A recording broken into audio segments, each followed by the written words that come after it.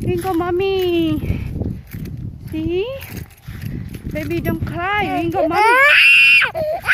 Là con này có sợ to nữa.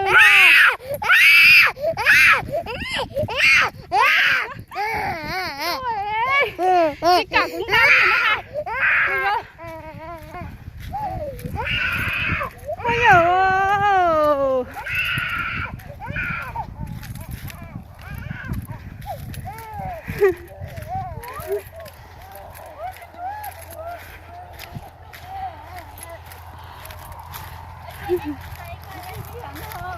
Có bỏ thì cũng ăn rồi, ni chỉ cả lấy ni chi quá.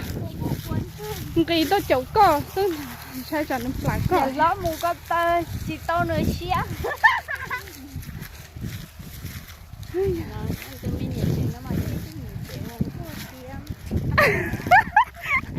Tôi nè chế nó, tôi mình nè chế oan nhá, tao tao họ chế nó.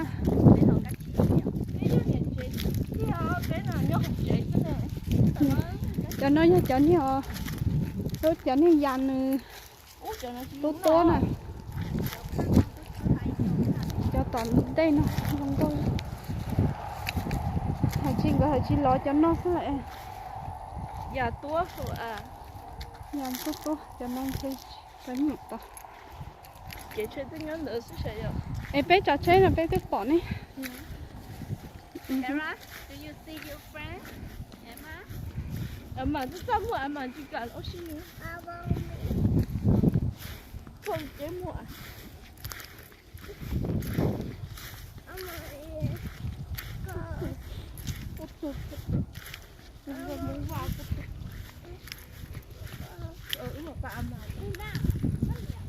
Còn nó đồn ra hả mô? Lớn ló lò mà dù chưa trong cô. Vì đó khó lớn sái nè. Có một con tên hả? Cũng như tụi thay đấy nè. Nếu một con tên hả? Nếu chỉ cả một nó dễ thay của. Ủa của lúc thế. À, ý như ủa cái gì hay giống mình gì? Thế chị is okay, chiếu lấy cha.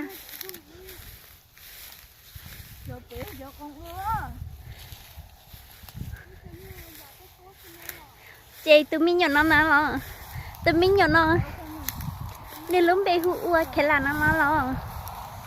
Wow, cái chín chả chả, cái cách cái liền nhỏ. Cho lớn gì bỏ xe, cho bé chơi rồi. À ha, cái chín chả nó lo.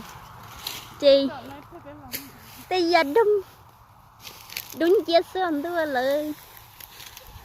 Bây giờ mà ta tỏ hậu tê, lo đúng chia sớm là hả?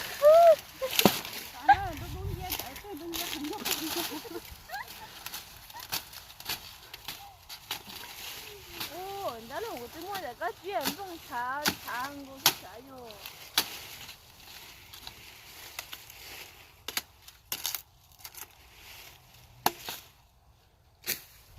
O늘 때 요 이거를 옷주원은 Hay cái chiếc họ.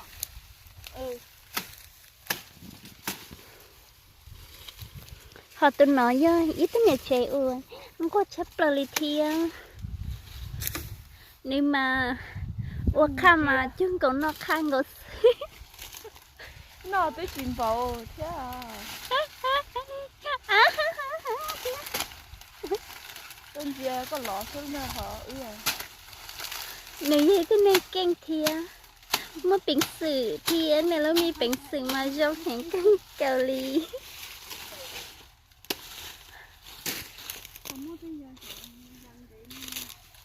Tôi kìa bài đồ bút tóm à.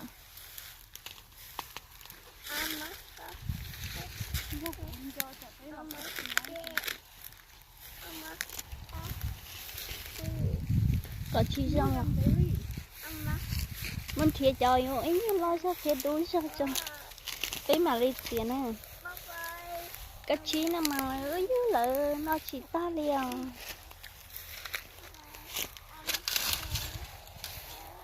nhớ hai tì lên tới sài nó tì to to lớn tung cây chỉ kỳ thia cô có chỉ phèn phèn gì thia ta chỉ nhá cho nó khó nên vừa tàu thép bé vừa tàu sơ lò mà